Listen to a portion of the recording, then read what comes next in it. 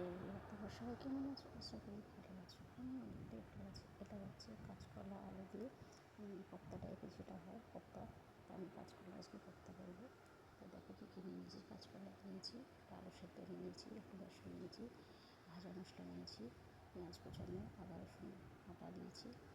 তারপর তোমার যে মশলাটা হয় জিরে ধনে অল্প অল্প করে নুন হলুদ সব রকম আমি নিয়েছি, ভালো করে মাখিয়ে নিচ্ছি। তারপর আস্তে আস্তে চপের আকারে করে আর এগুলো আমি কোপ্তাগুলো বানিয়ে নেব।